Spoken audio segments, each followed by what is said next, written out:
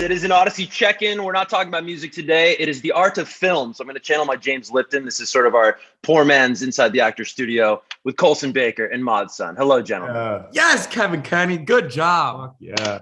We're off to a killer start. All right, well, let's dive into it, guys. For real fans, they know your first collaboration in film was with Downfalls High. Did some music video work, of course, before that. But I'm curious, this is such a larger scale. It's such a broader scale. It's a totally different beast you've attacked in Good Morning. How did it compare to that first experience last year? This was a real job.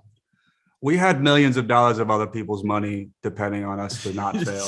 Yeah, this was a real job, dude. The other thing felt like an art project. This felt like serious responsibility. I can imagine. Now, you also collaborated in music, of course, and Mod, you just dropped your own documentary, and there's footage in that documentary of you guys collaborating in the studio in real time on Bloody Valentine.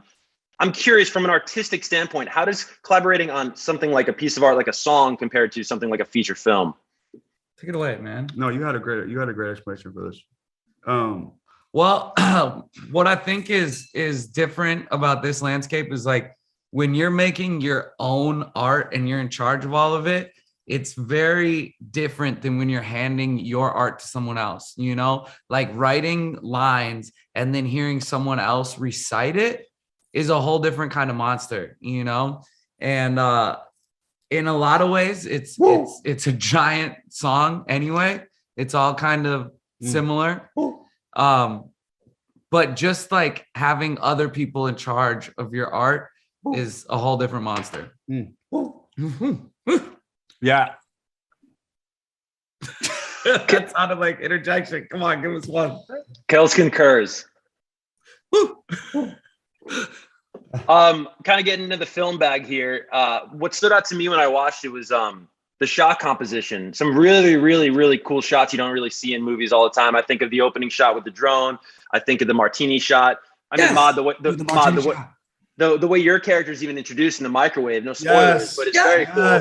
You just named off like my favorite shots, dude. See, because it's like, to an extent, we made a stoner comedy. Absolutely. To an extent, there is pride in the fact that there aren't these like overthought jokes. And it does go back to what we grew up loving, which was like visual comedy that just made you laugh. But we're 100% art kids, like whores for visuals that make you think, or that like stick with you, or that you remember.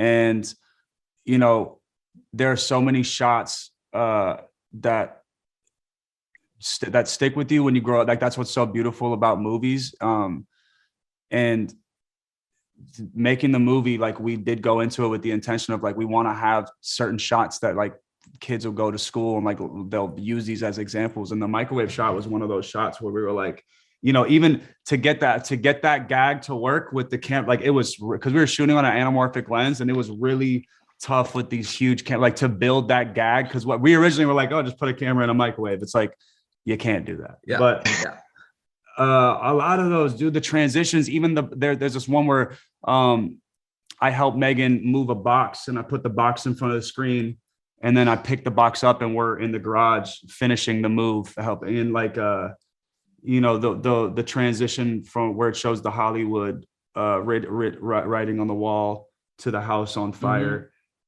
even to the house that we chose to shoot at, like London's house that he lives at, is its own character. Like, you know, for the young kids, they'll recognize that as the hype house. You know, that the fact that the house is a character, that is a recognizable figure. Yeah. And like, honestly, I think we learned too that when you try to add any of those shots, you have to lose something, right? That's why like you don't see movies have a bunch of those creative shots, because they're actually hard to pull off and time consuming. And we really fought for that. That's why we're really excited that you mentioned those, because like we were getting pushed in a direction that was like, yeah, but you don't really need to do that. You know what I'm saying? Like, only people like maybe Kevin Kenny are going to notice that you did that shot. But like, we really fought for those, you know? Yeah. Mod, you talked just before about how it's tough to write something, then hear other people say it. There's almost a relinquishing of control, a relinquishing of power there. And I was curious, the casting in this movie is fantastic, and you guys are both very accomplished music artists. Kels, you got Mainstream Sellout out now.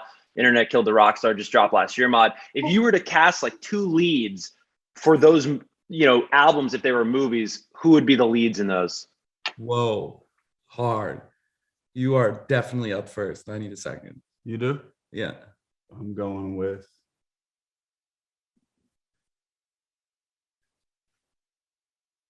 I feel like you got it. Then I'm gonna probably steal the one that you want. I'm going with Fight Club era Brad Pitt. For Internet Killed the Rockstar? Yes. That's awesome.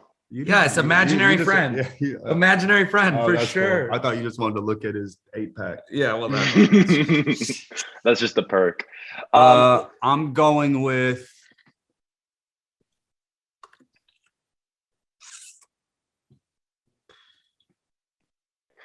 Austin Powers. very, very fitting somehow. Not Mike Myers. Mike Myers as Austin Powers. Yeah, no, not Mike Myers, just Austin Powers. Just Austin Powers, or the impersonator on IG. Speaking of guest appearances, or Wayne's World, or Fake Drake. Or Fake Drake. I gotta ask you about Fake Drake. Maybe someone already did this, but does Drake know about the Drake joke? Drake was initially going to be Drake in the movie, and the schedules kept. It was either, oh, we can't get the house and shoot that night, or it was, oh, I'm in Toronto, we need a. It was like every day that Drake could actually do it. We are because when you shoot a movie, every day is planned.